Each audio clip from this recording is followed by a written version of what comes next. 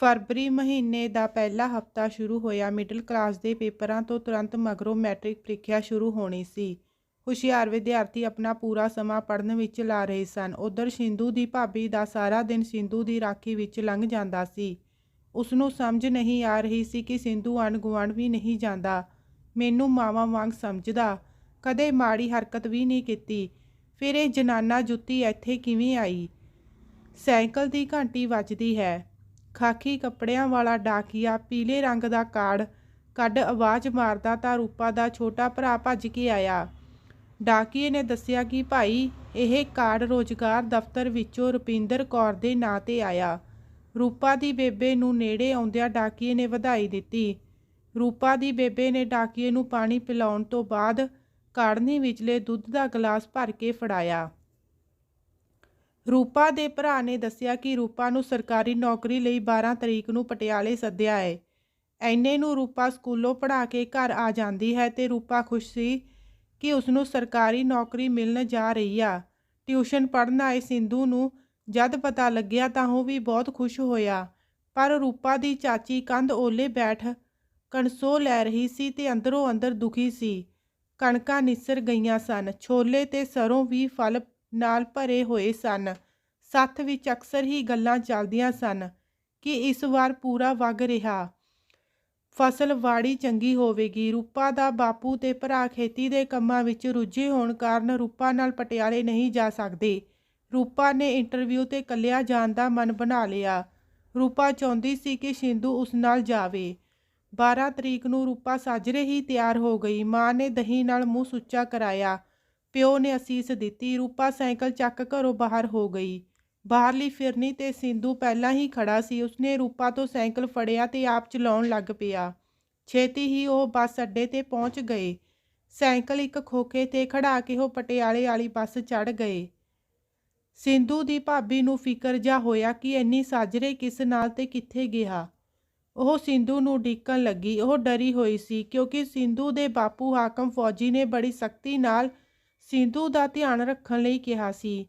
ਥੋੜੀ ਮੋਟੀ ਖੇਤੀ ਤੇ ਪੈਨਸ਼ਨ ਨਾਲ ਘਰ ਦਾ ਗੁਜ਼ਾਰਾ ਔਖਾ ਚੱਲਦਾ ਸੀ, ਜਿਸ ਕਰਕੇ ਹਾਕਮ ਫੌਜੀ ਨੇ ਬੈਂਕ ਵਿੱਚ ਗਾਰਡ ਦੀ ਨੌਕਰੀ ਕਰਨ ਲਈ ਤੇ ਹੁਣ ਉਹ ਸ਼ਹਿਰ ਵਿੱਚ ਹੀ ਰਹਿੰਦਾ ਸੀ। ਇੰਟਰਵਿਊ ਦੇਣ ਤੋਂ ਬਾਅਦ ਰੂਪਾ ਬਾਹਰ ਆਈ ਤਾਂ ਸਮਾਂ ਕਾਫੀ ਹੋ ਚੁੱਕਿਆ ਸੀ।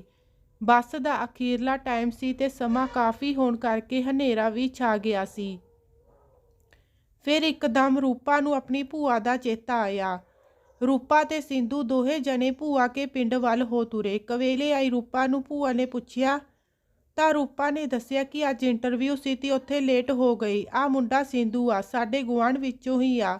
ਇਹ ਮੇਰੇ ਕੋਲ ਟਿਊਸ਼ਨ ਪੜ੍ਹਦਾ, ਮੈਂ ਇਹਨੂੰ ਨਾਲ ਲੈ ਕੇ ਆਈ ਹਾਂ। ਇਹ 10ਵੀਂ ਕਲਾਸ 'ਚ ਪੜ੍ਹਦਾ, ਪਰਸੋਂ ਪੇਪਰ ਆ ਵਿਚਾਰੇ ਦਾ। ਭੂਆ ਨੇ ਸਿੰਧੂ ਦੀ ਰੂਪਾ ਨਾਲ ਆਉਣ ਦੀ ਤਾਰੀਫ ਕੀਤੀ। ਰੋਟੀ ਪਾਣੀ ਖਾਣ ਤੋਂ ਬਾਅਦ ਰੂਪਾ ਨੇ ਕਿਹਾ ਕਿ ਭੂਆ, ਮੈਂ ਸਿੰਧੂ ਨੂੰ ਪੜ੍ਹਾਉਣ ਆਪਣਾ ਨਿੱਕੂ ਵੀ 10ਵੀਂ 'ਚ ਪੜ੍ਹਦਾ, ਉਹਦੀ ਅੰਗਰੇਜ਼ੀ ਦੀ ਕਿਤਾਬ ਲਿਆ ਦੇ। ਤਾਂ ਭੂਆ ਨੇ ਕਿਹਾ ਤੁਸੀਂ ਦੋਹੇ ਪਰਲੀ ਸਵਾਤ ਵਿੱਚ ਪੜ੍ਹ ਲਿਓ। ਰੂਪਾ ਤੇ ਸਿੰਧੂ ਨੂੰ ਕਿਤਾਬਾਂ ਪੜ੍ਹਦਿਆਂ ਕਦੋਂ ਸਵੇਰ ਹੋ ਗਈ ਪਤਾ ਹੀ ਨਾ ਲੱਗਿਆ। ਸਵੇਰੇ ਸਫਕੱਤੇ ਹੀ ਨਾਸ਼ਤਾ ਕਰ ਦੋਹੇ ਪਿੰਡ ਵਾਲੀ ਬੱਸ ਚੜ੍ਹ ਗਏ। ਸਿੰਧੂ ਦੀ ਭਾਬੀ ਉਹਦੇ ਇੰਤਜ਼ਾਰ ਵਿੱਚ ਹੀ ਬਾਹਰਲੀ ਸਵਾਤ ਵਿੱਚ ਬੈਠੀ ਸੀ। ਸਿੰਧੂ ਜਦੋਂ ਘਰ ਪਹੁੰਚਿਆ ਤਾਂ ਭਾਬੀ ਨੇ ਰੋਕ ਲਿਆ। ਹਾਕਮ ਫੌਜੀ ਦੇ ਸਖਤ ਸੁਭਾਅ ਤੋਂ ਜਾਣ ਨੂੰ ਸਿੰਧੂ ਦੀ ਭਾਬੀ ਦੇ ਸਿਰ ਤੇ ਘਰ ਦੀ ਸਾਰੀ ਜ਼ਿੰਮੇਵਾਰੀ ਉਹਦੇ ਤੇ ਸੀ ਤੇ ਸਿੰਧੂ ਰਾਤ ਦਾ ਘਰ ਨਾ ਆਇਆ। ਸਿੰਧੂ ਦੇ ਆਉਣ ਤੇ ਭਾਬੀ ਬੋਲੀ, ਕਿੱਥੋਂ ਆਇਆ ਤੂੰ ਸਿੰਧੂ? ਭਾਬੀ, ਮੈਂ ਤਾਂ ਉਹ ਸਿੰਧੂ ਨੂੰ ਕੋਈ ਜਵਾਬ ਨਹੀਂ ਸੀ ਲੱਭ ਰਿਹਾ ਕਿ ਉਹ ਕੀ ਕਹੇ। ਭਾਬੀ ਨੇ ਫਿਰ ਪਿਆਰ ਨਾਲ ਭਰੇ ਰੋਬ ਨਾਲ ਪੁੱਛਿਆ, ਸਿੰਧੂ ਇਹ ਕੀ ਚੱਲ ਰਿਹਾ? ਉਦਣ ਤੇਰੀ ਸਵਾਤ ਅੰਦਰ ਉਹ ਕੁੜੀਆਂ ਵਾਲੀ ਜੁੱਤੀ ਕੀ ਕਰਦੀ ਸੀ? ਸਿੰਧੂ ਕਹਿਣ ਲੱਗਿਆ, ਨਹੀਂ ਭਾਬੀ, ਮੈਨੂੰ ਨਹੀਂ ਪਤਾ। ਭਾਬੀ ਨੇ ਕਿਹਾ, ਸੱਚ ਸੱਚ ਦੱਸ ਦੇ। ਸਿੰਧੂ, ਨਹੀਂ, ਮੈਂ ਪਾਪਾ ਜੀ ਨੂੰ ਦੱਸ ਦੂੰ ਸਾਰਾ ਕੁਝ। ਸਿੰਧੂ ਡਰ ਗਿਆ ਤੇ ਬੋਲਿਆ, ਭਾਬੀ ਉਹ ਜੁੱਤੀ ਰੂਪਾ ਦੀ ਸੀ ਤੇ ਕੱਲ ਵੀ ਮੈਂ ਉਸੇ ਨਾਲ ਸੀ, ਪਰ ਭਾਬੀ ਮੈਨੂੰ ਆਪ ਨੂੰ ਨਹੀਂ ਪਤਾ ਵੀ ਇਹ ਹੋਈ ਕੀ ਜਾਂਦਾ। ਪਰ ਮੈਂ ਗਲਤ ਨਹੀਂ ਭਾਬੀ, ਸਭ ਕੁਝ ਮੇਰੀ ਸਮਝ ਤੋਂ ਬਾਹਰ ਆ। ਭਾਬੀ ਬੋਲੀ, ਹਾਏ ਸਿੰਧੂ, ਇਹ ਤੂੰ ਕੀ ਕਹੀ ਜਾਨਾ? ਤੈਨੂੰ ਪਤਾ ਤੂੰ ਇਹ ਕੀ ਬੋਲੀ ਜਾਨਾ? ਕਿੱਥੇ ਤੂੰ ਤੇ ਕਿੱਥੇ ਉਹ ਰੂਪਾ? ਮੈਨੂੰ ਤਾਂ ਪੁੱਤ ਤੇਰਾ ਫਿਕਰ ਹੁੰਦਾ। ਸਿੰਧੂ ਨੇ ਤਰਲਾ ਲੈ ਕਿਹਾ, ਭਾਬੀ ਮੇਰੀ ਗੱਲ ਸੁਣ ਲਾ, ਪਿਆਰੀ ਭਾਬੀ ਬਣ ਕੇ ਪਾਪੇ ਨੂੰ ਨਾ ਦੱਸੀ। ਮੈਂ ਤੇਰੇ ਨਾਲ ਵਾਅਦਾ ਕਰਦਾ ਮੈਂ ਚੰਗੇ ਨੰਬਰ ਲੈ ਕੇ ਪਾਸ ਹੋਊਂ। ਸਿੰਧੂ ਨੇ ਭਾਬੀ ਦੇ ਪੈਰੀ ਹੱਥ ਲਾਏ ਤੇ ਅੰਦਰ ਚਲਿਆ ਗਿਆ।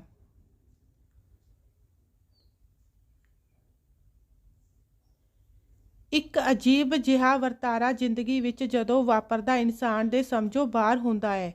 ਕਰ ਕੁਝ ਹੋਰ ਰਿਹਾ ਹੁੰਦਾ ਪਰ ਹੋ ਕੁਝ ਹੋਰ ਜਾਂਦਾ। ਇੱਕ ਘਰ ਵਿੱਚ ਰਹਿ ਕੇ ਉੱਥੇ ਸੁੱਖ ਮਾਣਨ ਦੀ ਇੱਛਾ ਦੀ ਜੇ ਪੂਰਤੀ ਨਾ ਹੋਵੇ ਤਾਂ ਇਨਸਾਨ ਆਪਣੇ ਰਾਹ ਤੋਂ ਭਟਕ ਜਾਂਦਾ। ਫਿਰ ਖੌਰੇ ਕਿਹੜੇ ਕਿਹੜੇ ਰਾਹ ਉਹਨੂੰ ਵੇਖਣੇ ਪੈਂਦੇ ਆ। ਮਨ ਦੇ ਅੰਦਰ ਕਿਸੇ ਇੱਕ ਵਿਚਾਰ ਦਾ ਵਾਰ-ਵਾਰ ਚੱਲਣਾ ਵੀ ਕਈ ਵਾਰ ਘਾਤਕ ਸਿੱਧ ਹੋ ਜਾਂਦਾ। ਜਿਵੇਂ ਕਿ ਚਾਨਣ ਦੇ ਮਨ ਵਿੱਚ ਬਸ ਇੱਕੋ ਖਿਆਲ ਪਾਲੀ ਨੂੰ ਪਾਉਣ ਦਾ ਸੀ। ਜਦੋਂ ਉਹਨੇ ਪਾਲੀ ਨਾਲ ਵਿਆਹ ਕਰਵਾਇਆ ਤਾਂ ਸਭ ਕੁਝ ਉਹਦਾ ਢਹਿ ਢੇਰੀ ਹੋ ਗਿਆ।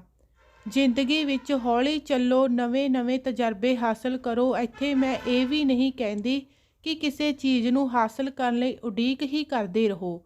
ਹਰ ਚੀਜ਼ ਦਾ ਇੱਕ ਸਮਾਂ ਹੁੰਦਾ। ਕੁਝ ਚੀਜ਼ਾਂ ਅਜਿਹੀਆਂ ਵੀ ਹੁੰਦੀਆਂ ਜਿੱਥੇ ਰਿਸਕ ਵੀ ਲੈਣਾ ਪੈਂਦਾ, ਪਰ ਕੋਈ ਵੀ ਕੰਮ ਇੱਕ ਸਬਕ ਨਾਲ ਕਰੋ ਤਾਂ ਕਿ ਉਸਨੂੰ ਕਰਕੇ ਉਹਦਾ ਗਲਤ ਹਰਜਾਨਾ ਨਾ ਭਰਨਾ ਪਵੇ।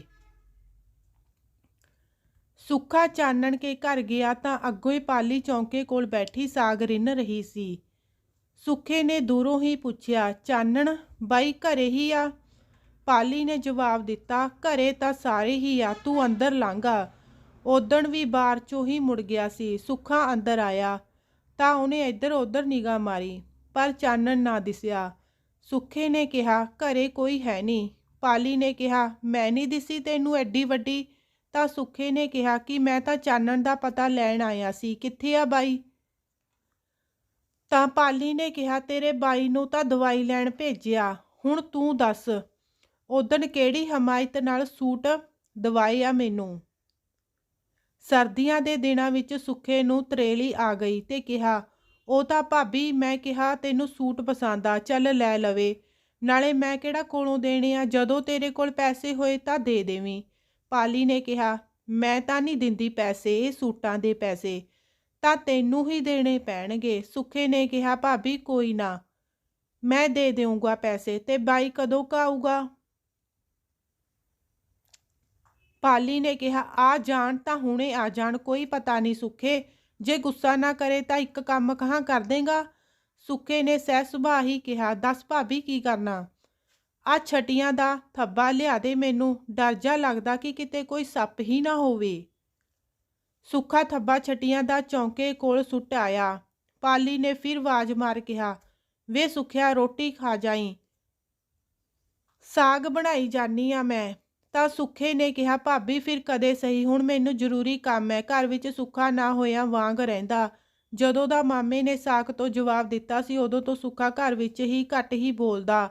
ਮਾਨੇ ਵਿੱਚ ਵੀ ਬਚੀ ਕੁਚੀ ਹਿੰਮਤ ਉਹਦੇ ਅੰਦਰੋਂ ਮੁੱਕ ਚੁੱਕੀ ਸੀ। ਸੁੱਖਾ ਰੋਟੀ ਟੁੱਕ ਵੀਰੂ ਨਾਲ ਕਰਵਾ ਤਾਂ ਦਿੰਦਾ ਪਰ ਉਹਦਾ ਚਿੱਤ ਨਹੀਂ ਸੀ ਕਰਦਾ ਕਿਸੇ ਵੀ ਕੰਮ ਕਰਨ ਨੂੰ। ਕਦੇ ਕਦੇ ਉਹਦਾ ਚਿੱਤ ਕਰਦਾ ਕਿ ਕਿਤੇ ਭੱਜ ਜਾਵੇ, ਮੁੜ ਇਸ ਪਿੰਡ ਦੁਬਾਰਾ ਨਾ ਆਵੇ। ਜਦੋਂ ਕਦੇ ਉਹ ਸਹਿ ਸੁਭਾਅ ਸੁੱਤਾ ਪਿਆ ਹੁੰਦਾ ਤਾਂ ਉਹਨੂੰ ਸੁਪਨਿਆਂ ਵਿੱਚ ਲੱਗਦਾ ਜਿਵੇਂ ਮਹਿੰਦਰੋਂ ਭਾਬੀ ਉਹਨੂੰ ਟਿਚਰਾਂ ਕਰ ਰਹੀ ਹੋਵੇ ਕਿ ਵੇਖ ਲਾ ਸੁੱਖਿਆ, ਸਾਰੀ ਉਮਰ ਤੇਰਾ ਸਾਕ ਨਹੀਂ ਹੋਣ ਦੇਣਾ। ਸੁੱਖਾ ਅੱਬੜ ਵਾਹੇ ਉੱਠਦਾ। ਵੀਰੂ ਵੀ ਹੁਣ ਗੱਭਰੂ ਸੀ। ਵੀਰੂ ਸੁੱਖੇ ਨਾਲ ਇੱਜੜ ਲੈ ਕੇ ਨਿਆਈ ਵਾਲੇ ਵਾਹਣ ਵਿੱਚ ਗਿਆ। ਉੱਥੇ ਹੀ ਮਾਨਾ ਵੀ ਬੈਠਾ ਸੀ। ਸੁੱਖੇ ਨੂੰ ਵੇਖ ਵੀਰੂ ਬੋਲਿਆ, ਓਏ ਬਾਈ ਯਾਰ, ਮੈਨੂੰ ਲੱਗਦਾ ਤੇਰੇ ਕਰਮਾਂ 'ਚ ਤਾਂ ਕੋਈ ਪਰੀ ਪੂਰੀ ਹੀ ਲਿਖੀ ਆ, ਜਿਹੜੀ ਸਾਲੀ ਵਿਆਹ ਦੀ ਨੇੜੇ ਤੇੜੇ ਗੱਲ ਹੀ ਨਹੀਂ ਬਣਦੀ। ਸੁੱਖਾ ਹੱਸਿਆ ਤੇ ਬਾਪੂ ਵੱਲ ਮੂੰਹ ਕਰ ਬੋਲਿਆ, ਬਾਪੂ ਹੁਣ ਵੀਰੂ ਦਾ ਕਰ ਕੋਈ ਬੰਨ ਸੱਪ, ਹੋਰ ਕਿਤੇ ਛੜਾ ਰਹਿ ਜੇ, ਮੁੰਡੇ ਨੂੰ ਫਿਕਰ ਆਪਦੀ ਪੂਰੀ। ਮਾਨਾ ਵੀ ਸੁੱਖੇ ਨਾਲ ਹੱਸਿਆ ਤੇ ਬੋਲਿਆ, ਪੁੱਤ ਤੇਰੀ ਮਾਂ ਕਹਿੰਦੀ ਹੁੰਦੀ ਸੀ, ਅਖੇ ਕਾਲ ਮੂਰੇ ਟੋਏ, ਉਹੀ ਗੱਲ ਆ, ਸਭ ਕੁਝ ਲਿਖਿਆ ਵਾ ਹੁੰਦਾ, ਨਸੀਬਾਂ ਅੱਗੇ ਕਿਸੇ ਦਾ ਵੀ ਜ਼ੋਰ ਨਹੀਂ ਚੱਲਦਾ। ਭਾਈ ਸੁੱਖਿਆ ਤੂੰ ਦਿਲ ਤੇ ਨਾ ਲਾਈ, ਜਦੋਂ ਤੇਰਾ ਵਿਆਹ ਹੋਣਾ ਹੋਇਆ ਤੈਨੂੰ ਵੀ ਪਤਾ ਨਹੀਂ ਲੱਗਣਾ ਕਦੋਂ ਸਿਹਰੇ ਬੰਨ ਢੁਕੇਗਾ। ਉਧਰ ਮਹਿੰਦਰ ਕੌਰ ਤਾਰੋ ਭੈਣ ਨਾਲ ਸਕੀਮ ਬਣਾ ਰਹੀ ਸੀ ਕਿ ਕਿਵੇਂ ਵੀਰੂ ਨੂੰ ਸੁੱਖੇ ਦੇ ਹੱਥੋਂ ਕੱਢਿਆ ਜਾਵੇ। ਤਾਰੋ ਨੇ ਕਿਹਾ ਕਿ ਆਪਣੀ ਭੂਆ ਦੀ ਕੁੜੀ ਦਾ ਸਾਕ ਲੈ ਆ ਵੀਰੂ ਨੂੰ, ਵੇਖੀ ਫਿਰ ਬੰਦੇ ਤਾਂ ਤੀਵੀਆਂ ਦੇ ਥੱਲੇ ਲੱਗ ਕੇ ਰਹਿੰਦੇ ਆ, ਜਿਵੇਂ ਤੂੰ ਗਿੰਦਾ ਆਪਦੇ ਵੱਸ ਕੀਤਾ ਉਵੇਂ ਉਹ ਵੀਰੂ ਨੂੰ ਰੱਖ, ਫਿਰ ਰਹਿ ਜੂ ਕੱਲਾ ਸੁੱਖਾ। ਕਿਤੇ 3 ਵੰਡੀਆਂ ਪੈਣਗੀਆਂ ਫਿਰ 2 ਹੀ ਪੈਣਗੀਆਂ। ਇਹ ਸੁੱਖੇ ਨੂੰ ਦੱਸ ਫਿਰ ਕਿਹਨੇ ਪੁੱਛਣਾ। ਗੱਲ ਮਹਿੰਦਰੋਂ ਨੂੰ ਜੱਚ ਗਈ। ਲਾਲਚ ਇਨਸਾਨ ਦਾ ਕਿਸੇ ਪੱਖ ਤੋਂ ਪਿੱਛਾ ਨਹੀਂ ਛੱਡਦਾ। ਸਵਾਰਥੀ ਇਨਸਾਨ ਕਿਸੇ ਦਾ ਕੁਝ ਨਹੀਂ ਲੱਗਦਾ। ਇਸ ਤਰ੍ਹਾਂ ਹੀ ਮਹਿੰਦਰੋਂ ਜ਼ਮੀਨ ਦੇ ਲਾਲਚ ਵਿੱਚ ਆ ਵੀਰੂ ਨੂੰ ਆਪਣੀਆਂ ਮਿੱਠੀਆਂ ਗੱਲਾਂ ਵਿੱਚ ਲੈ ਰਹੀ ਸੀ। ਪਰ ਇੱਕ ਵਾਰ ਸੁੱਖੇ ਨਾਲ ਧੋਖਾ ਹੋਣ ਤੋਂ ਬਾਅਦ ਵੀਰੂ ਦਾ ਆਪਣੀ ਭਾਬੀ ਤੋਂ ਵਿਸ਼ਵਾਸ ਉੱਠ ਗਿਆ ਸੀ। ਚਾਨਣ ਤੇ ਉਹਦੀ ਮਾਂ ਦਵਾਈ ਲੈ ਕੇ ਘਰ ਆਏ ਤਾਂ ਪਾਲੀ ਰੋਟੀ ਟੁੱਕ ਦੇ ਆਰੇ ਲੱਗੀ ਹੋਈ ਸੀ। ਚਾਨਣ ਨੂੰ ਵੇਖ ਪਾਲੀ ਭੱਜੀ ਆਈ। ਮਾਂ ਨੇ ਦੱਸਿਆ ਕਿ ਚਾਨਣ ਨੂੰ ਟੀਵੀ ਦੀ ਸ਼ਿਕਾਇਤ ਆ। ਪਾਲੀ ਡਰ ਗਈ। ਉਮਰ ਪੱਖੋਂ ਛੋਟੀ ਹੋਣ ਤੇ ਪਾਲੀ ਨੂੰ ਕੁਝ ਸਮਝ ਨਹੀਂ ਸੀ ਆ ਰਿਹਾ। ਸਵਾਤ ਅੰਦਰ ਪਈ ਪਾਲੀ ਨੂੰ ਚਿੰਤਾ ਵਿੱਚ ਡੁੱਬੀ ਵੇਖ ਚਾਨਣ ਬੋਲਿਆ, ਐਨਾ ਕਮੀਨਾ ਨਾ ਸਮਝੀ ਮੈਨੂੰ ਪਾਲੀਏ। ਜਿਹੜਾ ਵਾਅਦਾ ਜੱਟ ਨੇ ਕਰਤਾ ਮਰਦੇ ਤੱਕ ਨਿਭਾਊ। ਤੂੰ ਡਰ ਨਾ, ਜੇ ਮੈਂ ਮਰ ਵੀ ਗਿਆ ਤਾਂ 2-3 ਕਿੱਲਿਆਂ ਦੀ ਮਾਲਕ ਤੂੰ ਹੈਗੀ ਆ। ਤੇਰੇ ਭੈਣ ਭਰਾ ਵੀ ਮੇਰੇ ਕੋਲ ਤੇ ਮਾਫ ਕਰਨਾ ਤੇਰੇ ਕੋਲ ਹੀ ਰਹਿ ਪੈਣਗੇ ਤੇਰਾ ਸਹਾਰਾ ਬਣ ਕੇ। ਪਾਲੀ ਨੇ ਚਾਨਣ ਨੂੰ ਜੱਫੀ ਪਾ ਲਈ। ਪਾਲੀ ਦੀ ਅੱਖਾਂ ਵਿੱਚ ਡਿੱਗੇ ਕੋਸੇ ਹੰਝੂ ਚਾਨਣ ਦਾ ਸੀਨਾ ਚੀਰ ਗਏ। ਚਾਨਣ ਨੇ ਕਿਹਾ ਕਿ ਪਾਲੀ, ਜਿੰਨਾ ਚਿਰ ਮੇਰੀ ਖੰਘ ਠੀਕ ਨਹੀਂ ਹੁੰਦੀ ਓਨਾ ਚਿਰ ਤੂੰ ਮੇਰੇ ਨਾਲ ਨਾ ਪਿਆ ਕਰ, ਐਵੇਂ ਤੂੰ ਵੀ ਬਿਮਾਰ ਹੋ ਜਾਵੇਂਗੀ। ਪਾਲੀ ਦੂਜੇ ਮੰਜੇ ਤੇ ਪੈ ਗਈ, ਪਰ ਕੁਛ ਦੇਰ ਬਾਅਦ ਉਹ ਫਿਰ ਚਾਨਣ ਦੀ ਹਿੱਕ ਨਾਲ ਲੱਗ ਕੇ ਸੌਂ ਗਈ। ਚਾਨਣ ਨੂੰ ਪਾਲੀ ਦਾ ਇਹ ਰੂਪ ਚੰਗਾ ਲੱਗਿਆ। ਸਿੰਧੂ ਦੀ ਭਾਬੀ ਨੇ ਬੜੇ ਗੌਰ ਨਾਲ ਪੇਪਰਾਂ ਵਿੱਚ ਸਿੰਧੂ ਦਾ ਸਾਥ ਦਿੱਤਾ। ਇੱਕ ਦਿਨ ਬੈਂਕ ਸਮੇਂ ਤੋਂ ਮਗਰੋਂ ਹਾਕਮ ਨੂੰ ਛਾਤੀ ਵਿੱਚ ਦਰਦ ਮਹਿਸੂਸ ਹੋਇਆ। ਦਰਦ ਵੱਧਦਾ ਗਿਆ। ਕਿਰਾਏ ਤੇ ਲੈ ਕਮਰੇ ਵਿੱਚ ਉਹ ਇਕੱਲਾ ਰਹਿੰਦਾ ਸੀ। ਉਸ ਤੋਂ ਡਾਕਟਰ ਤੱਕ ਵੀ ਨਾ ਪਹੁੰਚਿਆ ਗਿਆ। ਉਸਨੂੰ ਲਗਾਤਾਰ 3 ਹਾਰਟ ਅਟੈਕ ਹੋਏ ਤੇ ਉਹਦੀ ਮੌਤ ਹੋ ਗਈ। ਦੂਸਰੇ ਦਿਨ ਜਦੋਂ ਹਾਕਮ ਫੌਜੀ ਬੈਂਕ ਨਾ ਪਹੁੰਚਿਆ ਤਾਂ ਬੈਂਕ ਦੇ ਕਰਮਚਾਰੀਆਂ ਨੇ ਉਸਦਾ ਫਿਕਰ ਕਰਦਿਆਂ ਉਸਦੇ ਕਮਰੇ ਤੱਕ ਪਹੁੰਚ ਕੀਤੀ, ਪਰ ਕਮਰਾ ਅੰਦਰੋਂ ਬੰਦ ਸੀ। ਕਰਮਚਾਰੀਆਂ ਨੇ ਧੱਕੇ ਨਾਲ ਕਮਰੇ ਦੀ ਕੁੰਡੀ ਪੱਟੀ। ਵੇਖਿਆ ਹਾਕਮ ਦੀ ਮੌਤ ਹੋ ਚੁੱਕੀ ਸੀ। ਹਾਕਮ ਸਿੰਘ ਦੀ ਲਾਸ਼ ਪਿੰਡ ਲਿਆਂਦੀ ਗਈ। ਸਿੰਧੂ ਦੇ ਦੁੱਖਾਂ ਦਾ ਪਹਾੜ ਟੁੱਟ ਪਿਆ। ਸਿੰਧੂ ਸੋਗ ਵਿੱਚ ਡੁੱਬ ਗਿਆ ਕਿ ਪਿੰਡ ਵਾਲੇ ਕੀ ਰਿਸ਼ਤੇਦਾਰ ਸਭ ਸੱਥਰ ਤੇ ਬੈਠੇ ਸਨ। ਸਿੰਧੂ ਦੀਆਂ ਚੀਕਾਂ ਅੱਬਰ ਛੂ ਰਹੀਆਂ ਸਨ। ਦਾਹ ਸੰਸਕਾਰ ਤੋਂ ਲੈ ਕੇ ਅੰਤਮ ਅਰਦਾਸ ਤੱਕ ਉਹਨੂੰ ਕੋਈ ਸੁੱਧ ਬੁੱਧ ਨਹੀਂ ਸੀ। ਸਮਾਂ ਆਪਣੀ ਤੋਰ ਤੁਰਦਾ ਰਿਹਾ। ਸਿੰਧੂ ਦਾ ਨਤੀਜਾ ਆਇਆ ਤਾਂ ਉਹ ਵਧੀਆ ਨੰਬਰ ਲੈ ਕੇ ਪਾਸ ਹੋਇਆ, ਪਰ ਉਸਨੂੰ ਬਹੁਤੀ ਖੁਸ਼ੀ ਨਾ ਹੋਈ। ਇੱਕ ਬਾਪ ਦੀ ਮੌਤ, ਦੂਜਾ ਅਗਾਂਹ ਪੜ੍ਹਾਈ ਦੇ ਖਰਚੇ ਨੇ ਸਿੰਧੂ ਨੂੰ ਨਾ ਪੜ੍ਹਨ ਲਈ ਮਜਬੂਰ ਕਰ ਦਿੱਤਾ। ਕਮਾਈ ਦਾ ਕੋਈ ਬਹੁਤਾ ਸਾਧਨ ਨਹੀਂ ਸੀ। ਸਿੰਧੂ ਦੇ ਭਰਾ ਭਰਜਾਈ ਨੇ ਸਿੰਧੂ ਨੂੰ ਪੜ੍ਹਨ ਲਈ ਬਹੁਤ ਸਮਝਾਇਆ, ਪਰ ਸਿੰਧੂ ਹਾਰ ਚੁੱਕਾ ਸੀ। ਰਮਣੀ ਤੋਂ ਰੂਪਾ ਨੂੰ ਸਾਰੀ ਗੱਲ ਪਤਾ ਲੱਗ ਜਾਂਦੀ ਸੀ। ਰੂਪਾ ਦੇ ਬਤੌਰ B.Ed ਅਧਿਆਪਕ ਦੇ ਆਰਡਰ ਆ ਗਏ ਸਨ। ਮਰੇ ਮਨ ਨਾਲ ਰੂਪਾ ਨੇ ਡਿਊਟੀ ਤੇ ਜਾਣਾ ਸ਼ੁਰੂ ਕਰ ਦਿੱਤਾ। ਪਿੰਡ ਤੋਂ ਕੋਈ 50 ਕਿਲੋਮੀਟਰ ਦੀ ਦੂਰੀ ਤੇ ਰੂਪਾ ਦਾ ਨਵਾਂ ਸਕੂਲ ਸੀ। ਰੂਪਾ ਨੂੰ ਸਕੂਲ ਤੱਕ ਆਉਣ ਜਾਣ ਲਈ ਬੜੀ ਮੁਸ਼ਕਿਲ ਦਾ ਸਾਹਮਣਾ ਕਰਨਾ ਪੈਂਦਾ ਸੀ। ਇੱਕ ਦਿਨ ਰੂਪਾ ਨੇ ਰਮਣੀ ਹੱਥ ਇੱਕ ਚਿੱਠੀ ਲਿਖ ਸਿੰਧੂ ਨੂੰ ਭੇਜੀ। ਸਿੰਧੂ ਨੇ ਚਿੱਠੀ ਪੜ੍ਹੀ ਤੇ ਕੁਝ ਮਹਿਸੂਸ ਕਰ ਰੂਪਾ ਨੂੰ ਮਿਲਣ ਦਾ ਫੈਸਲਾ ਕੀਤਾ। ਅਗਲੀ ਸਵੇਰ ਸਿੰਧੂ ਤਿਆਰ ਹੋ ਰਿਹਾ ਸੀ ਤਾਂ ਉਸਦੀ ਭਾਬੀ ਨੇ ਪੁੱਛਿਆ ਕਿ ਤੂੰ ਦਾਖਲਾ ਲੈਣ ਲਈ ਜਾ ਰਿਹਾ? ਤਾਂ ਸਿੰਧੂ ਨੇ ਹਾਂ ਵਿੱਚ ਸਿਰ ਹਿਲਾਇਆ। ਤਾਂ ਸਿੰਧੂ ਦੀ ਭਾਬੀ ਨੇ ਉਸਨੂੰ ਕੁਝ ਪੈਸੇ ਦਿੱਤੇ ਤੇ ਮੋਹ ਨਾਲ ਸਿਰ ਤੇ ਹੱਥ ਫੇਰਦਿਆਂ ਬਹੁਤ ਸਾਰਾ ਪਿਆਰ ਭਰਿਆ ਆਸ਼ੀਰਵਾਦ ਦਿੱਤਾ। ਸਿੰਧੂ ਨੇ ਸਾਈਕਲ ਚੱਕਿਆ ਤੇ ਕਸਬੇ ਦੇ ਬੱਸ ਅੱਡੇ ਤੇ ਪਹੁੰਚ ਗਿਆ। ਅੱਗੋਂ ਰੂਪਾ ਉਸਨੂੰ ਉਡੀਕ ਰਹੀ ਸੀ। ਰੂਪਾ ਨੂੰ ਵੇਖ ਸਿੰਧੂ ਦੀਆਂ ਅੱਖਾਂ ਵਿੱਚ ਅੱਥਰੂ ਆ ਗਏ। ਰੂਪਾ ਨੇ ਸਿੰਧੂ ਨੂੰ ਵਰਾਇਆ। ਰੂਪਾ ਸਿੰਧੂ ਨੂੰ ਆਪਣੇ ਨਾਲ ਸਕੂਲ ਲੈ ਗਈ। ਰਸਤੇ ਵਿੱਚ ਰੂਪਾ ਨੇ ਸਿੰਧੂ ਨੂੰ ਕਿਹਾ, ਮੈਨੂੰ ਪਤਾ ਤਾਂ ਲੱਗ ਗਿਆ ਸੀ ਤੇਰੇ ਬਾਪੂ ਜੀ ਦਾ, ਪਰ ਤੇਰੀ ਭਾਬੀ ਕਰਕੇ ਤੇਰੇ ਘਰ ਨਹੀਂ ਆ ਸਕੀ, ਕਿਉਂਕਿ ਤੈਨੂੰ ਤਾਂ ਪਤਾ ਉਹ ਜੁੱਤੀ ਵਾਲੀ ਗੱਲ ਦਾ। ਮੈਂ ਕਿਹਾ ਤੇਰੀ ਭਾਬੀ ਨਾ ਕੁਝ ਬੋਲੇ ਮੈਨੂੰ। ਸਿੰਧੂ ਬੋਲਿਆ, ਰੂਪਾ ਮੈਨੂੰ ਤੇਰਾ ਪਤਾ, ਜਿੰਨ ਦੁੱਖ ਮੈਨੂੰ ਆਪਣੇ ਬਾਪੂ ਦਾ ਸੀ ਓਨਾ ਹੀ ਦੁੱਖ ਤੈਨੂੰ ਮੇਰੇ ਦੁਖੀ ਹੋਣ ਕਰਕੇ ਸੀ। ਪਤਾ ਨਹੀਂ ਕਿਉਂ ਕਿਤੇ ਵੀ ਮਨ ਨਹੀਂ ਲੱਗਦਾ। ਦਿਲ ਤਾਂ ਲਾਉਣਾ ਪੈਣਾ ਹੀ ਆ ਸਿੰਧੂ। ਤੈਨੂੰ ਪਤਾ ਤੇਰੇ ਬਿਨਾਂ ਮੈਂ ਰਹਿ ਨਹੀਂ ਸਕਦੀ। ਤੇਰੇ ਮੈਨੂੰ ਹੌਸਲਾ ਬਹੁਤ ਆ ਸਿੰਧੂ। ਤੇਰੇ ਹੁੰਦਿਆਂ ਮੈਨੂੰ ਕਿਸੇ ਗੱਲ ਦੀ ਕੋਈ ਟੈਨਸ਼ਨ ਨਹੀਂ। ਸਿੰਧੂ ਨੂੰ ਰੂਪਾ ਦਾ ਆਰਥਿਕ ਪੱਖੋਂ ਹੌਸਲਾ ਸੀ, ਉੱਥੇ ਰੂਪਾ ਨੂੰ ਵੀ ਸਿੰਧੂ ਤੋਂ ਮਾਨਸਿਕ ਸੁੱਖ ਮਿਲਦਾ ਸੀ। ਛੁੱਟੀ ਤੋਂ ਬਾਅਦ ਉਹ ਇਕੱਠੇ ਵਾਪਸ ਆ ਗਏ, ਪਰ ਪਿੰਡ ਵੱਖਰੇ ਵੱਖਰੇ ਪਹੁੰਚੇ। ਸਿੰਧੂ ਨੇ ਕਾਲਜ ਵਿੱਚ ਦਾਖਲਾ ਲੈ ਲਿਆ। ਸਿੰਧੂ ਦੀ ਭਾਬੀ ਨੇ ਸੁੱਖ ਦਾ ਸਾਹ ਲਿਆ ਕਿ ਚੰਗਾ ਹੋਇਆ ਕਿ ਇਹ ਰੂਪਾ ਕੇ ਘਰ ਜਾਣੋਂ ਹਟ ਗਿਆ, ਪਰ ਉਸਨੂੰ ਇਹ ਤਾਂ ਪਤਾ ਨਹੀਂ ਸੀ ਕਿ ਇਹ ਸਾਰੀ ਕਹਾਣੀ ਰੂਪਾ ਦੀ ਹੀ ਅੱਗੇ ਤੋਰ ਰਹੀ ਹੈ।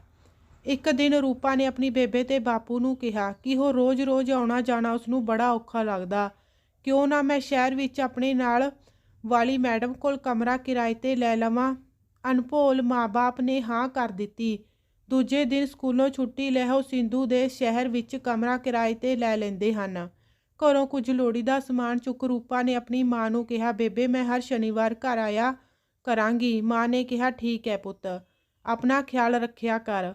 ਉਧਰ ਸਿੰਧੂ ਨੇ ਭਾਬੀ ਨੂੰ ਕਿਹਾ ਕਿ ਭਾਬੀ ਬੱਸਾਂ ਬਹੁਤ ਘੱਟ ਚੱਲਦੀਆਂ ਨੇ, ਕਈ ਵਾਰ ਮੈਂ ਕਾਲਜ ਜਾਣੋਂ ਖੁੱਝ ਜਾਂਦਾ, ਮੇਰੇ ਤਾਂ ਲੈਕਚਰ ਮਿਸ ਹੋ ਜਾਂਦੇ ਆ ਕਈ ਵਾਰ।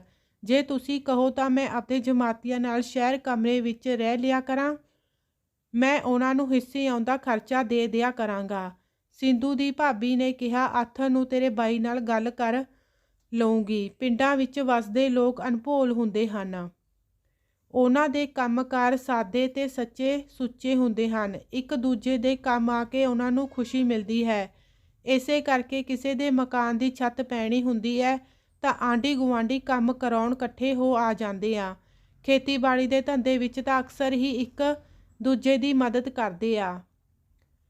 ਪਿੰਡਾਂ ਦੇ ਲੋਕਾਂ ਦਾ ਖੇਤਾਂ ਵਿੱਚ ਕੰਮ ਜ਼ਿਆਦਾ ਹੋਣ ਕਰਕੇ ਬਹੁਤਾ ਸਮਾਂ ਉੱਥੇ ਹੀ ਲੰਘਦਾ ਹੈ। ਇਸ ਕਰਕੇ ਹੀ ਰੂਪਾ ਦੇ ਪਰਿਵਾਰ ਵਿੱਚ ਭਾਵੇਂ ਰੋਟੀ ਵੱਖਰੀ ਵੱਖਰੀ ਪੱਕਦੀ ਸੀ, ਪਰ ਖੇਤੀਬਾੜੀ ਇਕੱਠੀ ਹੀ ਕਰਦੇ ਸਨ।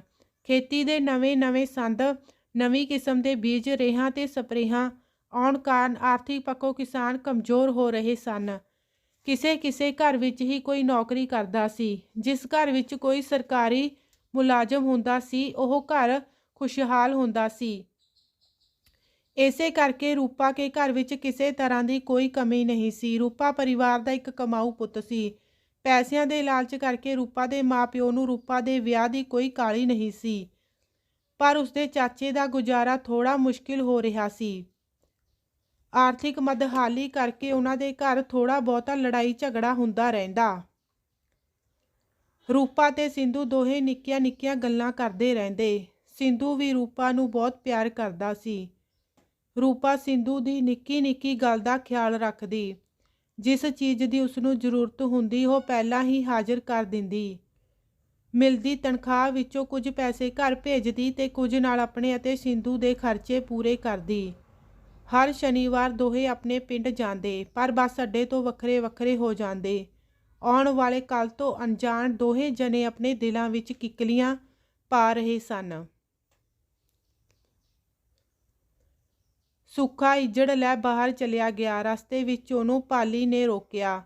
ਵੇ ਸੁੱਖਿਆ, ਐਨੀ ਪੈਲੀ ਦਾ ਮਾਲਕ ਹੋ ਕੇ ਤੂੰ ਆਹ ਕੰਮ ਕਰਦਾ ਚੰਗਾ ਨਹੀਂ ਲੱਗਦਾ। ਛੱਡ ਦੇ ਖਹਿੜਾ ਇਹਨਾਂ ਭੇਡਾਂ ਬੱਕਰੀਆਂ ਦਾ। ਊਈ ਮੈਨੂੰ ਤਾਂ ਸੂਗ ਜਿਹੀ ਆਉਂਦੀ ਆ। ਨਾ ਤੈਨੂੰ ਤੇਰੀ ਬਹੂ ਨਹੀਂ ਕਹਿੰਦੀ ਕਿ ਤੇਰੇ ਵਿੱਚ ਇੱਜੜ ਦੀ ਬੋ ਆਉਂਦੀ ਐ। ਬਹੂ ਵਾਲੀ ਗੱਲ ਸੁਣ ਸੁੱਖਾ ਹੱਸਿਆ। ਭਾਬੀ ਆਹ ਗੱਲ ਕਹਿ ਕੇ ਦਿਲ ਨੂੰ ਕੁਝ ਹੋਣ ਲਾ ਦਿੱਤਾ। ਚੱਲ ਕਿਸੇ ਨੇ ਤਾਂ ਐਂ ਤਾਂ ਕਿਹਾ, ਮੇਰੇ ਨਾਉ ਨਾਲ ਬਹੂ ਦਾ ਨਾਂ ਤਾਂ ਲਿਆ। ਪਾਲੀ ਨੇ ਫੇਰ ਹੱਸ ਕੇ ਕਿਹਾ, ਕਿਉਂ ਹੋਰ ਤੈਨੂੰ ਸਾਰੇ ਪਿੰਡ ਵਾਲੇ ਕਿਵੇਂ ਬੁਲਾਉਂਦੇ ਆ? ਸੁੱਖੇ ਨੇ ਕਿਹਾ, ਭਾਬੀ ਮੇਰਾ ਤਾਂ ਹਜੇ ਵਿਆਹ ਵੀ ਨਹੀਂ ਹੋਇਆ। ਮਾੜੀ ਕਿਸਮਤ, ਸਾਥ ਨਹੀਂ ਛੱਡਦੀ ਮੇਰਾ। ਪਰ ਹੁਣ ਵਿਆਹ ਬਾਰੇ ਸੋਚਣਾ ਛੱਡ ਹੀ ਦਿੱਤਾ ਮੈਂ। ਪਾਲੀ ਨੇ ਅਫਸੋਸ ਜਤਾਉਂਦਿਆਂ ਕਿਹਾ, ਹਾਏ ਹਾਏ ਵੇ ਮੈਨੂੰ ਤਾਂ ਭੋਰਾ ਨਹੀਂ ਸੀ ਪਤਾ ਇਸ ਗੱਲ ਦਾ। ਪਰ ਤੇਰਾ ਵਿਆਹ ਹਜੇ ਤੱਕ ਕਿਉਂ ਨਹੀਂ ਹੋਇਆ? ਸੁੱਖੇ ਨੇ ਪਾਲੀ ਦੀ ਹਮਦਰਦੀ ਨਾਲ ਆਪਣੇ ਬਾਰੇ ਹੋਇਆ ਬੀਤਿਆ ਸਭ ਕੁਝ ਦੱਸਿਆ। ਪਾਲੀ ਨੇ ਸੁੱਖੇ ਨਾਲ ਹੋਈ ਬੀਤੀ ਦਾ ਡੂੰਘਾ ਅਫਸੋਸ ਕੀਤਾ। ਪਾਲੀ ਆਪਣੇ ਘਰ ਚਲੀ ਗਈ ਤੇ ਸੁੱਖਾ ਆਪਣਾ ਇੱਜੜ ਲੈ ਘਰ ਆ ਗਿਆ। ਵਿਹੜੇ ਵਿੱਚ ਆਈ ਧੁੱਪ ਹੇਠਾਂ ਪਏ ਚਾਨਣ ਨੇ ਪਾਲੀ ਨੂੰ ਕਿਹਾ, ਪਾਲੀਏ ਪਾਲਾ ਜਾ ਲੱਗਦਾ ਮੈਨੂੰ, ਅੰਦਰੋਂ ਖੇਸ ਲਿਆ ਦੇ, ਲੱਤਾਂ ਢੱਕ ਲਵਾਂ ਮੈਂ ਆਪਦੀਆਂ। ਪਾਲੀ ਗੋਹੇ ਵਾਲੇ ਹੱਥ ਧੋਤ ਸਵਾਤ ਅੰਦਰੋਂ ਖੇਸ ਲਿਆ ਕੇ ਚਾਨਣ ਦੀਆਂ ਲੱਤਾਂ ਤੇ ਦੇ ਕੇ ਪੈਂਦੀ ਬੈਠ ਉਹਦੀਆਂ ਲੱਤਾਂ ਘੁੱਟਣ ਲੱਗੀ ਤੇ ਲੱਤ ਦੀ ਪਿੰਜਣੀ ਫੜਦੀ ਬੋਲੀ, ਹਾਏ ਵੇ ਚਾਨਣਾ, ਤੇਰੀਆਂ ਤਾਂ ਲੱਤਾਂ ਸੁੱਕਦੀਆਂ ਜਾਂਦੀਆਂ, ਪਹਿਲਾਂ ਤਾਂ ਮੇਰੇ ਹੱਥਾਂ ਵਿੱਚ ਨਹੀਂ ਸੀ ਆਉਂਦੀਆਂ। ਕੀ ਹੋਇਆ ਚਾਨਣਾ, ਤੈਨੂੰ ਠੀਕ ਤਾਂ ਹੈ ਤੂੰ? ਪਾਲੀ ਨੇ ਫਿਕਰ ਨਾਲ ਚਾਨਣ ਦੇ ਸਾਰੇ ਪਿੰਡੇ ਤੇ ਹੱਥ ਫੇਰਿਆ। ਲਾਲ ਪੀਲੀ ਹੋਈ ਪਾਲੀ ਨੂੰ ਚਾਨਣ ਬੋਲਿਆ, ਉਹ ਭਲੀਏ ਲੋਕੇ ਕਿਉਂ ਫਿਕਰ ਕਰਦੀ ਐ, ਮੈਂ ਜਮਾਂ ਠੀਕ ਆਂ। ਇੰਨੀ ਗੱਲ ਕਹਿ ਚਾਨਣ ਨੂੰ ਖੰਘ ਛਿੜ ਪਈ। ਚਾਨਣ ਦੀ ਮਾਂ ਘੜੇ ਵਿੱਚੋਂ ਪਾਣੀ ਲਿਆ ਕੇ ਪਾਲੀ ਨੂੰ ਇਸ਼ਾਰੇ ਨਾਲ ਸੱਦ ਕਹਿਣ ਲੱਗੀ, ਕਮਲੀ ਹੋਈ ਐ? ਕੋਈ ਬਿਮਾਰ ਬੰਦੇ ਨੂੰ ਉਹਦੀ ਬਿਮਾਰੀ ਬਾਰੇ ਦੱਸਦਾ ਹੁੰਦਾ ਭਲਾ? ਤੂੰ ਉਹਨੂੰ ਦਿਲਾਸਾ ਦੇਣਾ ਕਿ ਮਾਰਨਾ ਜਮਾਂ? ਚੱਲ ਪਾਣੀ ਫੜ ਤੇ ਉਹਨੂੰ ਹੌਸਲਾ ਦੇ ਛੇਤੀ ਠੀਕ ਹੋਣ ਦਾ। ਪਾਲੀ ਨੇ ਗਲਾਸ ਫੜਿਆ ਤੇ ਖੰਘਦੇ ਚਾਨਣ ਨੂੰ ਪਿਆ, ਬੋਲੀ, ਲੈ ਅੱਜ ਤੈਨੂੰ ਕਿਸੇ ਵੱਖਰੀ ਚੀਜ਼ ਦਾ ਮੀਟ ਬਣਾ ਕੇ ਖਵਾਊਂ ਤੇ ਵੇਖੀ ਚਾਨਣਾ, ਮੀਟ ਖਾ ਕੇ ਤੈਨੂੰ ਮੈਂ ਵੀ ਯਾਦ ਨਹੀਂ ਰਹਿਣੀ। ਵੇਖ ਲਾ, ਕਦੇ ਤੂੰ ਮੈਨੂੰ ਇੰਨੀ ਰੀਝ ਨਾਲ ਮੀਟ ਖਵਾਉਂਦਾ ਹੁੰਦਾ ਸੀ। ਹੁਣ ਛੇਤੀ ਠੀਕ ਹੋ ਜਾ, ਮੈਂ ਵੀ ਤੇਰੇ ਹੱਥੋਂ ਖਾਣਾ। ਚਾਨਣ ਬੋਲੀ, ਭੋਲੀ ਮਾਫ਼ ਕਰਨਾ, ਭੋਲੀ ਪਾਲੀ ਨੂੰ ਕਹਿਣ ਲੱਗਿਆ, ਕੋਈ ਨਾ ਪਾਲੀ, ਠੀਕ ਹੋ ਲੈਣ ਦੇ, ਬਸ ਫਿਰ ਰੋਜ਼ ਤੇਰੀ ਸੇਵਾ ਕਰਨ ਤੇ ਹੀ ਆ। ਡਾਕਟਰ ਨੇ ਚਾਨਣ ਨੂੰ ਦਵਾਈ ਵਜੋਂ ਹੀ ਕੱਛੂ ਦਾ ਮੀਟ ਖਵਾਉਣ ਨੂੰ ਕਿਹਾ ਸੀ। ਪਾਲੀ ਚਾਨਣ ਦੀ ਸਿਹਤ ਨੂੰ ਲੈ ਕੇ ਚਿੰਤਤ ਸੀ। ਦੂਜੇ ਪਾਸੇ ਸੁੱਖੇ ਦੇ ਛੜੇ ਰਹਿਣ ਵਾਲੀ ਗੱਲ ਤੋਂ ਵੀ ਹੈਰਾਨ ਸੀ। ਮਹਿੰਦਰ ਕੌਰ ਦੇ ਪੇਕੇ ਚੰਗੇ ਸਨ। ਮਹਿੰਦਰ ਕੌਰ ਦਾ ਸੁਭਾਅ ਆਪਣੇ ਟੱਬਰ ਨਾਲੋਂ ਬਿਲਕੁਲ ਵੱਖਰਾ ਸੀ। ਮਹਿੰਦਰ ਬੀਰੂ ਨੂੰ ਆਪਣੀ ਭੈਣ ਦਾ ਸਾਕ ਲੈਣ ਲਈ ਉਕਸਾ ਰਹੀ ਸੀ, ਪਰ ਬੀਰੂ ਨੇ ਸਾਫ਼ ਮਨਾ ਕਰ ਦਿੱਤਾ ਸੀ। ਗਿੰਦਾ ਆਪਣੇ ਦੋਹੇ ਭਰਾਵਾਂ ਦਾ ਬਹੁਤ ਕਰਦਾ ਸੀ। ਗਿੰਦੇ ਦੇ ਸਹੁਰਿਆਂ ਨੇ ਜਦੋਂ ਉਸਨੂੰ ਛੋਟੀ ਕੁੜੀ ਦਾ ਸਾਕ ਬੀਰੂ ਨਾਲ ਕਰਨ ਬਾਰੇ ਕਿਹਾ ਤਾਂ ਉਹ ਸਾਊ ਸਹੁਰਿਆਂ ਨੂੰ ਨਾ ਕਰ ਸਕਿਆ। ਪਿੰਡ ਆ ਕੇ ਉਹ ਇਹੀ ਸੋਚੀ ਜਾਵੇ ਕਿ ਕਿਵੇਂ ਬਾਪੂ ਵਰਗਿਆਂ ਨੂੰ ਮਨਾਊਗਾ। ਸ਼ਾਮ ਢਲਦੇ ਉਹ ਬਾਪੂ ਮਾਣੇ ਕੋਲ ਜਾਂ ਨੀਵੀਂ ਪਾ ਬੈਠ ਗਿਆ। ਧੀ ਪੁੱਤ ਦਾ ਦੁੱਖ ਮਾਂ ਪਿਓ ਦੀ ਅੱਖ ਹੀ ਪਛਾਣ ਲੈਂਦੀ ਆ। ਡਾਢੇ ਦੁੱਖ ਵਿੱਚ ਆਪਣੇ ਪੁੱਤ ਨੂੰ ਵੇਖ ਮਾਨੇ ਨੇ ਪੁੱਛਿਆ ਕਿ ਕੀ ਹੋਇਆ ਪੁੱਤ? ਗਿੰਦਾ ਰੋਣ ਹੱਕਾ ਹੋਇਆ ਇੱਕੋ ਸਾਹ ਆਪਣੇ ਸਹੁਰਿਆਂ ਵਾਲੀ ਗੱਲ ਬਾਪੂ ਨੂੰ ਦੱਸ ਦਿੱਤੀ। ਮਾਨਾ ਪੁੱਤ, ਇੱਕ ਹੀ ਇਹੋ ਜਿਹੀ ਆਈ ਆ ਜਿਹਨੇ ਘਰ ਖੇਰੂ ਕਰਤਾ, ਦੂਜੀ ਦਾ ਕੀ ਪਤਾ ਕੀ ਕਰੂਗੀ। ਨਾਲੇ ਪੁੱਤ ਆਪਣੇ ਬੀਰੂ ਨੇ ਨਹੀਂ ਮੰਨਣਾ, ਉਹ ਤਾਂ ਵੇਖ ਲਾ ਤੇਰੀ ਬਹੂ ਨੂੰ ਖਾਣ ਵਾਲੀਆਂ ਨਜ਼ਰਾਂ ਨਾਲ ਵੇਖਦਾ। ਗਿੰਦੇ ਨੇ ਬਾਪੂ ਅੱਗੇ ਤਰਲਾ ਕੀਤਾ, ਬਾਪੂ ਤੂੰ ਕੁਝ ਮਰਜ਼ੀ ਕਰ, ਬਸ ਬੀਰੂ ਤੋਂ ਹਾਂ ਕਰਵਾ ਦੇ। ਮਾਨੇ ਨੇ ਛੱਤੜੇ ਹੇਠਾਂ ਡਾਹੇ ਮੰਜੇ ਤੇ ਪਏ ਸੁੱਖੇ ਵੱਲ ਇਸ਼ਾਰਾ ਕਰ ਗਿੰਦੇ ਨੂੰ, ਪੁੱਤ ਇਹਦੇ ਸਾਕ ਬਾਰੇ ਪੁੱਛ ਲੈਂਦਾ, ਮੈਨੂੰ ਤਾਂ ਇਹਦੇ ਸਾਕ ਦੀ ਚਿੰਤਾ ਲੱਗੀ ਰਹਿੰਦੀ ਆ। ਤੇਰੇ ਮਾਮੇ ਨੇ ਵੀ ਖੌਰੇ ਕਿਉਂ ਜਵਾਬ ਦੇ ਦਿੱਤਾ। ਬਾਪੂ ਦੀ ਗੱਲ ਸੁਣ ਗਿੰਦੇ ਨੇ ਕਿਹਾ, ਬਾਪੂ ਹੁਣ ਇਹਨੂੰ ਕੌਣ ਡੁਲਾ ਦਊ? ਖੌਰੇ ਕਿਹਨੇ ਮੇਰੇ ਸਹੁਰਿਆਂ ਨੂੰ ਕਹਿਤਾ ਆਖੇ ਵੱਡਾ ਮੁੰਡਾ ਵੈਲੀ ਐਬੀ ਆ, ਤਾਂ ਨਹੀਂ ਉਹਨੂੰ ਕੋਈ ਰਿਸ਼ਤਾ ਕਰਦਾ। ਮਾਨਾ ਪੁੱਤ ਦੀ ਗੱਲ ਸੁਣ ਚੁੱਪ ਕਰ ਗਿਆ। ਤਾਰੋ ਬੈਠੀ ਮਹਿੰਦਰ ਕੌਰ ਨੂੰ ਵਧਾਈਆਂ ਦੇ ਰਹੀ ਸੀ। ਨੀ ਮਹਿੰਦਰੋ, ਬੜਾ ਤੀਰ ਸਿੱਟਿਆ, ਤੂੰ ਤਾਂ ਆਪਦੀ ਹਿੰਡ ਪੁਗਾ ਕੇ ਹੀ ਛੱਡੀ ਆ। ਤੂੰ ਵੇਖ ਲਿਆ ਕੇ ਛੱਡੀ ਆ ਵੱਡੀ ਭੈਣ ਆਪਦੀ। ਮਹਿੰਦਰ ਕੌਰ ਨੇ ਹੰਕਾਰ ਵਿੱਚ ਕਿਹਾ, ਲੈ ਤੂੰ ਉਹੀ ਜਾਣਦੀ ਸੀ ਮਹਿੰਦਰੋਂ ਨੂੰ ਵੇਖਿਆ ਇਉਂ ਹਿੱਕ ਤੇ ਦੀਵਾ ਬਾਲਿਆ ਉਸ ਸੁੱਖੇ ਦੇ। ਮੈਂ ਨਵੀਂ ਆਈ ਬੀਰੂ ਦੀ ਬਹੂ ਵੇਖਣ ਵਿੱਚ ਬੜੇ ਚੰਗੇ ਸੁਭਾਅ ਦੀ ਲੱਗ ਰਹੀ ਸੀ। ਮਹਿੰਦਰੋਂ ਨਾਲੋਂ ਉਹਦੇ ਸੁਭਾਅ ਵਿੱਚ ਕਾਫੀ ਫਰਕ ਸੀ। ਮਹਿੰਦਰੋਂ ਆਪਣੀ ਭੈਣ ਵੀਰਾਂ ਨੂੰ ਕਹਿੰਦੀ ਰਹਿੰਦੀ ਕਿ ਮੇਰੇ ਵਾਂਗੂ ਅੱਡ ਹੋ ਜਾ, ਕਿ ਉਹ ਰੋਟੀਆਂ ਲਾਉਣੀਆਂ ਇਹਨਾਂ ਦੀਆਂ, ਪਰ ਨਿੱਘੇ ਸੁਭਾਅ ਦੀ ਵੀਰਾ ਕੁਝ ਨਾ ਬੋਲਦੀ। ਸਭ ਤੋਂ ਪਹਿਲਾਂ ਉਹ ਆਪਣੇ ਸਹੁਰੇ ਨੂੰ ਰੋਟੀ ਫੜਾਉਂਦੀ, ਫਿਰ ਸੁੱਖੇ ਤੇ ਬੀਰੂ ਦੋਹਾਂ ਵਾਸਤੇ ਇੱਕੋ ਥਾਲ ਵਿੱਚ ਰੋਟੀ ਫੜਾਉਂਦੀ। ਬੀਰੂ ਬਹੁਤਾ ਖੁਸ਼ ਸੀ, ਪਰ ਮਨ ਵਿੱਚ ਸੋਚਦਾ ਕਿ ਕਿਤੇ ਇਹ ਵੀ ਵੱਡੀ ਭਾਬੀ ਵਾਂਗ ਮਹੀਨਾ ਕੁ ਠੀਕ ਰਹੇ ਤੇ ਬਾਅਦ ਵਿੱਚ ਅੱਡ ਹੋ ਜਾਵੇ। ਵੀਰਾ ਬਹੁਤ ਘੱਟ ਬੋਲਦੀ ਸੀ, ਹਮੇਸ਼ਾ ਚੁੱਪਚਾਪ ਆਪਣੇ ਕੰਮ ਵਿੱਚ ਮਗਨ ਰਹਿੰਦੀ।